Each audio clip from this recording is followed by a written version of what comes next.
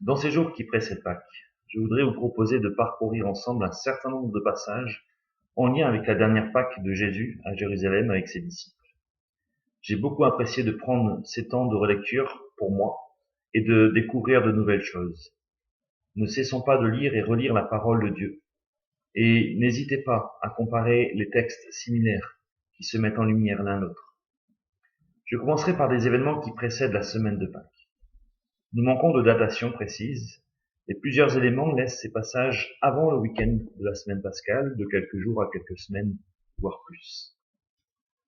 Les pharisiens et les principaux sacrificateurs cherchaient à faire arrêter Jésus, parce qu'il les dérangeait. Si cela est rappelé quelques jours avant l'arrestation de Jésus à Jérusalem, cela n'est pas nouveau, comme le montre le texte de Jean chapitre 11, versets 45 à 47, qui se situe en amont des 6 jours mentionnés avant Pâques, dans Jean chapitre 12, verset 1, et confirme que Jésus n'était pas à proximité de Jérusalem dans ces temps, au verset 54 du chapitre 11 de Jean. Cela explique que les disciples qui ont connaissance de ces choses sont dans l'angoisse de savoir Jésus en route vers Jérusalem, comme le décrit si bien Marc chapitre 10, verset 32. Les disciples étaient angoissés. Texte qu'on peut croiser avec Jean chapitre 11, versets 7 à 8.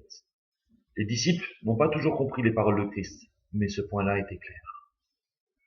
Pourtant, Jésus a une autre attitude que l'angoisse. Il marche devant, c'est-à-dire en tête de cortège, car en plus de lui et des disciples, d'autres personnes dont le nombre et la qualité n'est pas défini, suivent Jésus à cet instant.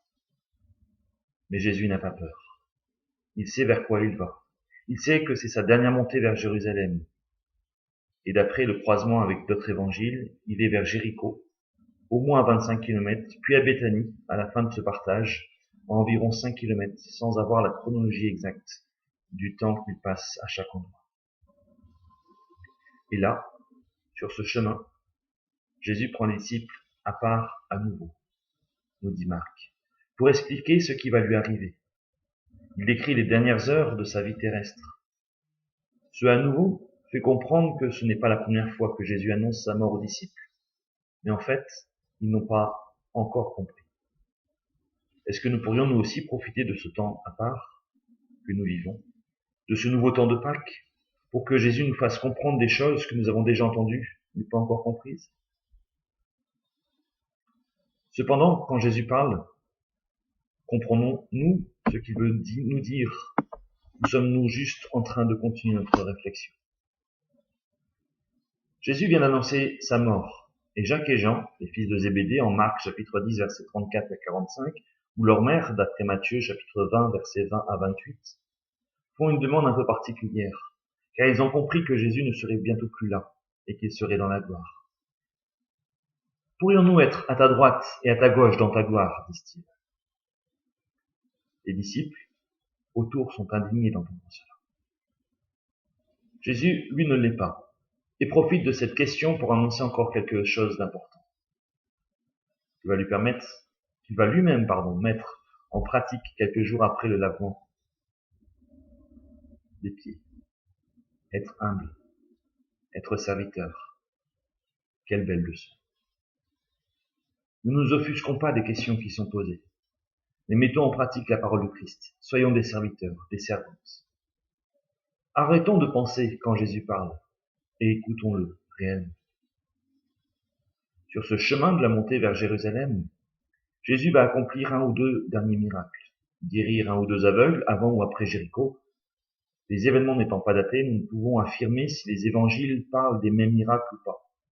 Le plus important n'est pas la date ou le nombre, mais de voir la compassion de Christ se manifester au travers de ses guérisons.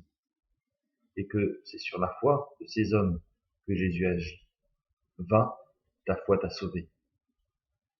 Cela est un grand encouragement pour tous ceux qui passent par des temps de maladie. Placer sa foi en Christ. Christ écoute et agit. Non seulement Christ écoute et agit, mais il voit même quand tu n'es pas sûr d'être vu. C'est ce que nous raconte l'histoire de Zachée, Luc chapitre 19, versets 1 à 10. Zachée, petit de taille, ne pouvait voir à cause de la foule. Aussi, il est monté sur un arbre. Du coup, il est hors de vue de celui qui marche sur la route. Et pourtant Jésus, après être entré à Jéricho, lève les yeux juste devant l'arbre de Zachée pour lui parler et lui dire qu'il voulait habiter chez lui en ce jour. C'est un formidable encouragement pour toi, pour tes proches, pour ceux qui se perdent dans ce monde. Jésus est à la fois capable de s'arrêter pour l'aveugle au bord de la route qui crie, comme du notable qui est dans son arbre, qui désire voir mais n'est pas forcément visible. Jésus veut répondre à chacun de ses besoins. Il veut répondre aux tiens, comme à ceux qui sont perdus. Prends quelques instants pour t'approcher de lui avec ton souci, ou pour prier pour ceux qui dans ce monde ont besoin de cette rencontre avec le Sauveur. J'aborderai encore la parabole des mines, Luc chapitre 19, versets 11 à 28, que Matthieu 25, 14 place à Jérusalem, avec une autre monnaie. Un talent est égal à 60 000. Il est probable que Jésus l'ait mentionné 2 fois, avec des termes différents malgré des similitudes dans le texte. D'autant plus que Marc et Jean n'en parlent pas une seule fois. Cette parabole nous enseigne que pour une période, un homme s'absente pour devenir roi. Et que durant cette absence, il confie des biens à ses serviteurs. À son retour, et pas avant, le roi demande des comptes à chacun. Et à la fin, un jugement est émis sur celui qui n'a rien fait de sa mine, et ses ennemis qui ont refusé l'autorité de ce roi sont anéantis. Ce texte nous plonge dans le jugement dernier que le livre de l'Apocalypse nous décrit beaucoup plus.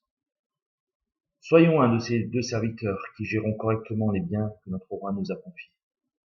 Ne dis pas que tu n'as rien, car le roi a donné à tous quelque chose à gérer, peut-être différent, mais il a donné quelque chose à tous, et donc à toi aussi.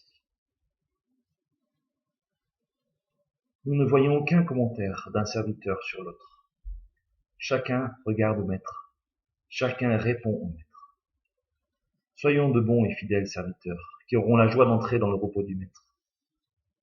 Cette période entre Jéricho et Jérusalem se termine à Béthanie, comme nous le verrons demain.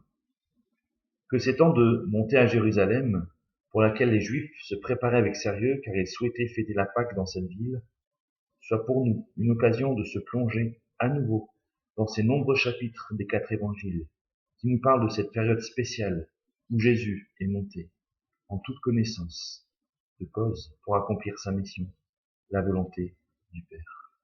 Soyez bénis.